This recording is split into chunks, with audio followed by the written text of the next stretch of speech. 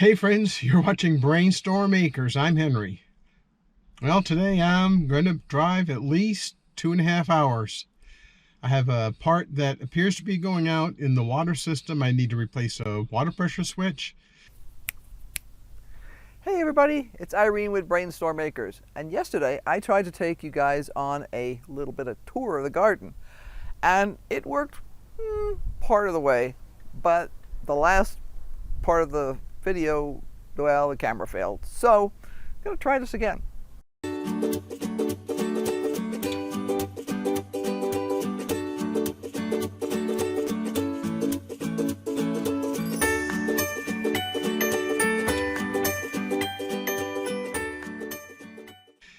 I have one, but since the problem I'm having is related to the kind of pressure switch I have on there right now, I'm not going to replace it with the same kind. I'm going to go with something that's going to not fail while we're gone for some days. So, time to get driving. Want to come out, Jack?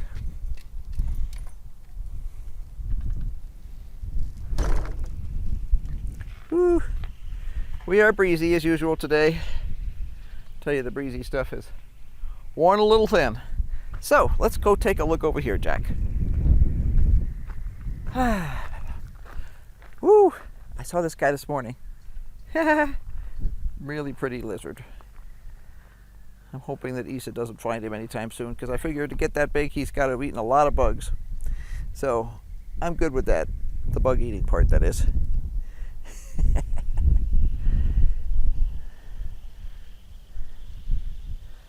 Okay, lizard, I have to walk past you. I want to show the people the sage over here. Our sage is starting to bloom, and it looks so cool. I was out here earlier this morning watering, and anything that's got a flower on it this morning was covered with bees, and I was really excited to see that because we've had really, really poor bee populations around here the last couple of years. And we're doing everything we can. You know, we don't spray with things that are dangerous to bees when we can help it. And if we have to spray with something that can be dangerous to pollinators, we always try and spray when the bees are sleeping. So, but these this morning, I see a couple of wasps on here now, but early this morning, these chives were just full of bees. There was a couple of bees in here. These are wild ones. But yeah, there's a bee. Bzz.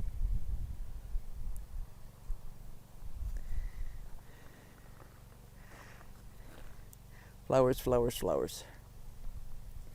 These are a wild daisy sort of thing. I did look them up at one point, but I'll be honest, I've forgotten what they call them. But they're really pretty, and they're incredibly tolerant of dry conditions. Anytime they do get a little bit of water, they just go crazy, just absolutely crazy. Now, remember yesterday I harvested the asparagus, and yeah,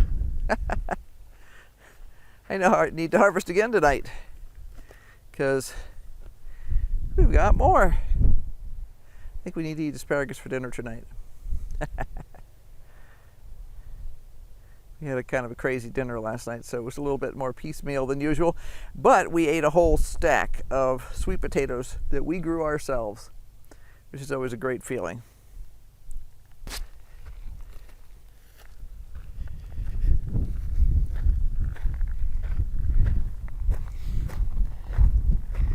Here's our well-established bed here. Whoops.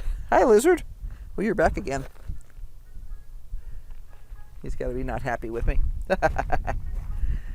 Okay. Rhubarb. Well, the stuff at the end here, first of all, is peppermint. And then we have 3 rhubarb plants. These are roots that I bought, I don't know, maybe 7 or 8 years ago from Johnny Select Seeds. And I had them planted way out there in that first big bed up on the hill here.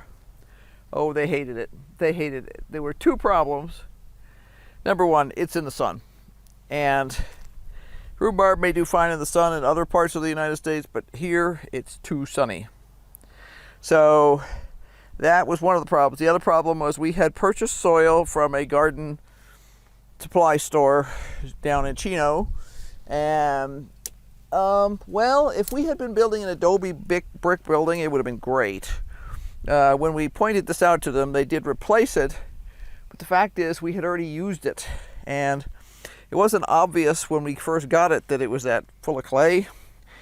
Yeah, until you get it wet, and then it turned into adobe bricks. So we've been spending a lot of compost and gypsum and all kinds of other things to break that last bed up. But these guys are loving it over here. I had 2 surviving roots when it was time to move them over here, and one of them broke in half in the process, so I threw the little guy in the middle. Wasn't sure he'd make it, but they've been doing great. I think I moved them, I forget, a year and a half or so ago, and they've just been much happier here, much happier. This rhubarb was a gift from our friend Lisa in Pennsylvania, and it was a little teeny tiny baby in a pot, and it came with these guys here, those little sort of almost heart-shaped leaves around the bottom, and those have flower. They put up spikes with blue bell-shaped flowers on them every summer.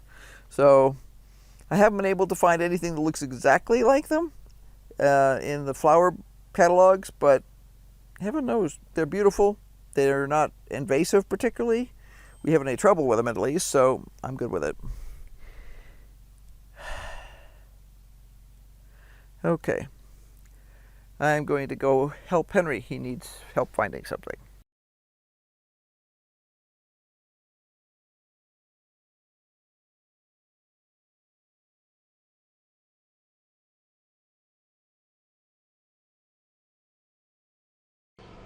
Well, I'm back at the homestead now. You may hear some noise from the inverters over here to my right.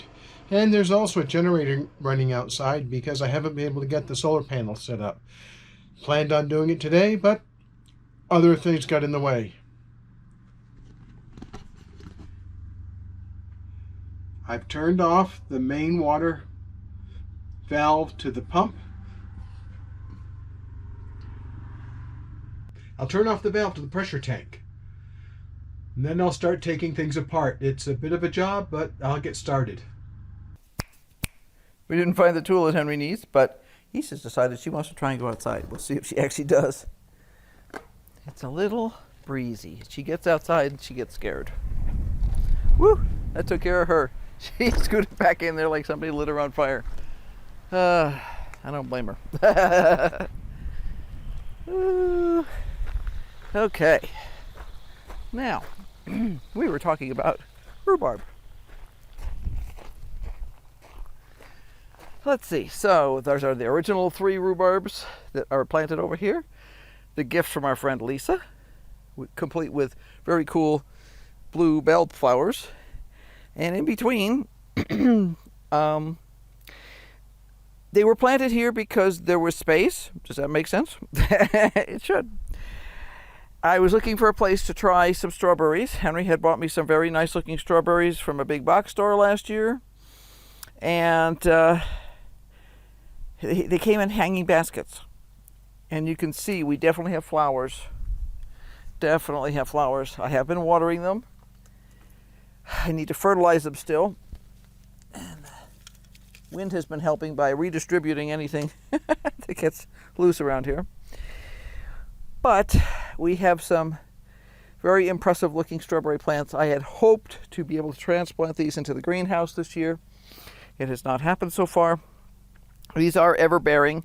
So what I may wind up doing later this summer is taking the runners and trying to get them started up to, because I mean, look at these guys. They're loving it over here. I mean, it's bright enough. They get late afternoon sun, and it's just, they have enough water. They're happy. They're very happy. So next to the strawberries, we have Sweet Williams, which is a type of dianthus. That one's got paint on it, but it'll live, I guess. That's the problem of painting your house once you have flowers and things in place. This is the first year they've bloomed. I planted them last year, started them from seed, and was a little disappointed. What I had read made them sound like they were actually going to produce at the end of the summer. They didn't. But they seem to be really ready to go this spring, so I am happy with that.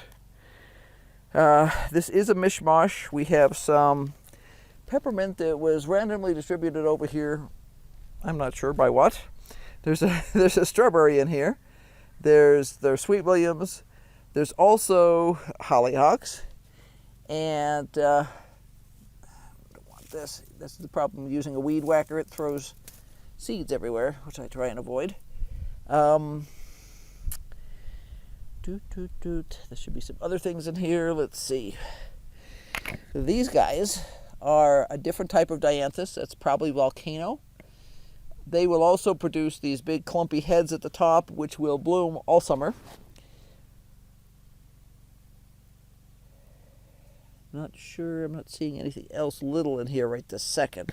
But all these new plants in here are probably all baby dianthus, probably the volcano. They spread beautifully, and they are perennial.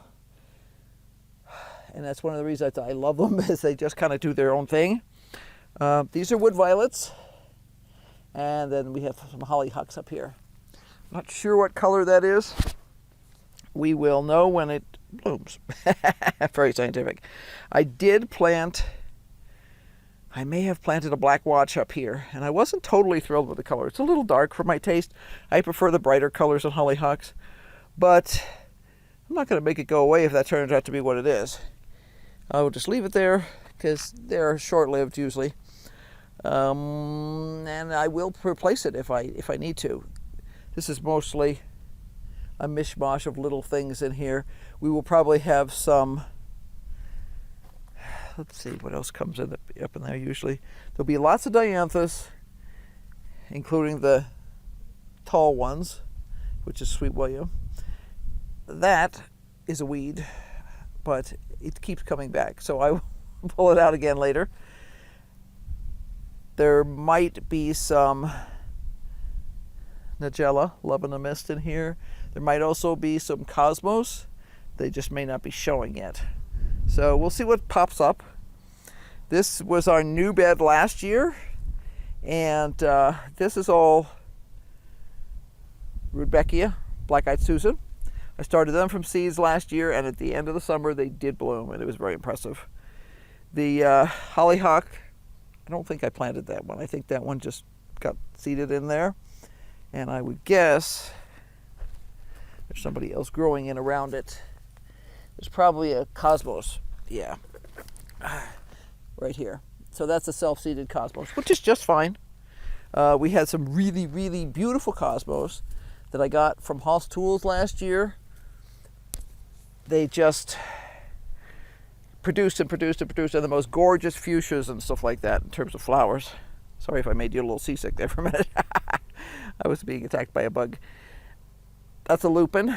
I may in the long run transplant him because he's really overwhelmed there. He doesn't really, I'm sure it was one of those things at the end of the summer or when I was planting this, because I just threw that pot there to make something be there, because that green box where the electrical is and valves are and stuff like that's just really not that exciting. But I had some very nice flowers in there, and I'm sure that this guy was one of those I have one left over and where am I going to put it sort of situations. Last year these things here were full of let's see, I had zinnias and I had sunflowers, multiple colors. I had a whole bunch of the Hoss Tools sunflowers. I have 1 million of their seeds, and I am going to be planting them. And here's our lizard again. Hi, lizard. You're having a good time today. Go eat something. Let's see. The lavender has not started to bloom yet. I still need to, I try and get all this cleared off early in the spring, and it just hasn't happened this year. So when I come out and I'm waiting for something like some of the irrigation to finish, I'll just sit there. Yesterday when I was waiting for one of the irrigations to finish, I broke the old growth out of the top out of the oregano, and that made it look a lot better. And yes, this is one of our crazy daisies that are wild. This is one of our marigolds that Isa has planted. There's some seeds coming up in here, and I'm not 100% sure what they are. Some of it, like that, and this are grass. But those guys, I'm not 100% sure what they are, so I'll have to let them get a little bit bigger, and we'll see what they turn out to be. I can tell that this one, that one is going to be a bachelor button. So is that one and that one. So I have some bachelor buttons in here, and I think we did have some here. Yeah, we did. We had some bachelor buttons here last year that I actually planted. These are my violas. I let them, this poor stuff we had a big gust come through this morning and just throw crap all over everything. Excavate my poor violas here. I just let these violas go pretty much wherever they want. They kind of wander around the yard. Some years we have tons of them up against the house, and some years we don't. I want to kind of encourage them to go back up against the house because that's their mainstay in terms of they'll always get water there and stuff like that. This one's kind of funny. That is a giant gear. I don't even know I don't know what it came from, but it has. This is a dianthus, and it's starting to bloom. You can see it over here, and it's also got violas growing up through the middle of it. Sort of nature saying, where there's a well, there's a way. Let's see what else we have along the house. We have, this also needs to be cleared off, same as the lavender out in the road, out in the yard rather. This is a lavender plant. These two plants were started at the same time, and I put one over in the center, right over there, that gigantic one, which has been beaten back into submission multiple times. It was bigger than that, but it was taking over the walkway. And then there was this little guy who was really unhappy. As he's gotten bigger, he's gotten happier. I've got an assortment of violas in here and weeds. I don't even remember what the name of this weed is, but it's incredibly annoying and very tenacious, and I spend a lot of my summer picking it, but it's worth it to control it so that the violas can do their thing. You've seen the brassica forest before, multiple times, and I need to harvest again because I've got a bunch of little broccolis in here that need to get picked. The Brussels sprouts are brustling. See, this is where Brussels sprouts come from. So, and once you cut the leaves off, or in this case the rodents cut them off for us, the little bases like that will fall off, and it's really kind of weird. They just sort of fall off, and then they start producing the Brussels sprouts along the stems.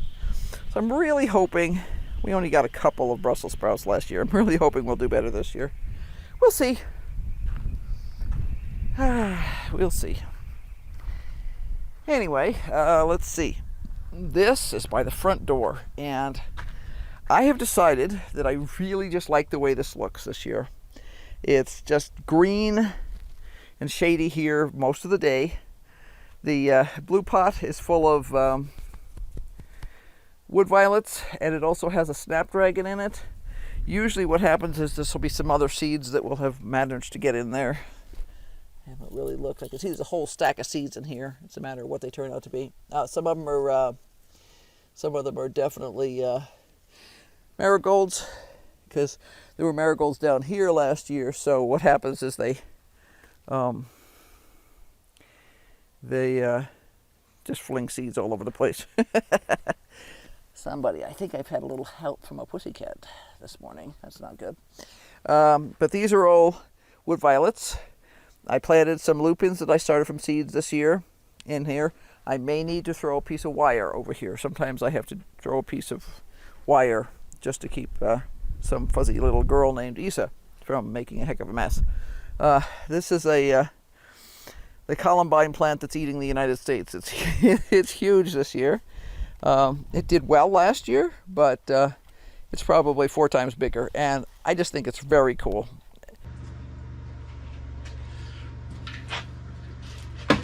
Well, my diagnosis, no, water all over my shirt and down my pants. Oh well. So, my diagnosis is that there's two problems going on. Primarily it's created by this backflow preventer valve. It's not closing, so the water flows back to the tanks. That's not good. So I'm going to go ahead and replace this, and at the same time I'm going to replace this no pressure switch, so that it's going to continue to run for the time that we're gone. I'm pretty sure that we won't run out of water, or at least I hope so, because I don't want the pump to burn up. I'll wait until we get back to finish diagnosing it and fixing it.